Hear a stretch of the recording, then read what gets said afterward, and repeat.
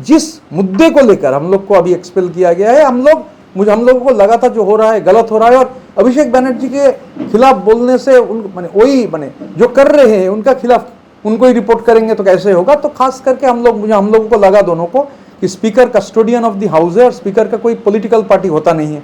Actually Bengal में दिक्कत हो गया, पिछले 15 साल लोग विमान बनर्जी को देखकर असेंबली का स्पीकर का चेयर का असेसमेंट करने लगा।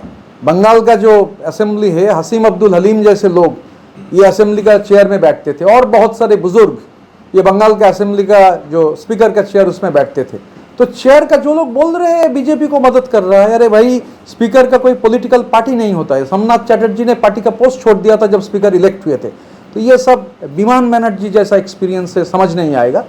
तो हम लोग को लगा स्पीकर एक कस्टोडियन ऑफ द हाउस है, और हम लोग जो ओथ लेते हैं पार्लियामेंट में हो सकता है, असेंबली में हो सकता है, ओथ जो है ओथ टेकिंग में, उसमें जा नहीं रहा हूँ, उसमें तो है कि आप कोई भी फियर के सामने झुकेंगे नहीं, आप निरपेक्ष रहेंगे, अब डरेंगे नहीं, जो सच है वो बोलेंगे।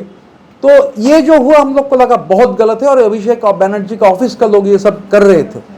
मैं तो देखा हूँ जो वो लोग का हाथ में ही खाता था, तो जो एमएलए है नहीं। अभी अगर ये मामला के तहत जो पार्लियामेंट्री प्रोसीडिंग्स है, हर एमएलए का मेंबरशिप खारिज हो सकता है। तो जो किया ही नहीं, जो साइन ही नहीं किया, जो था नहीं था, वो क्यों जिम्मेवारी लेगा।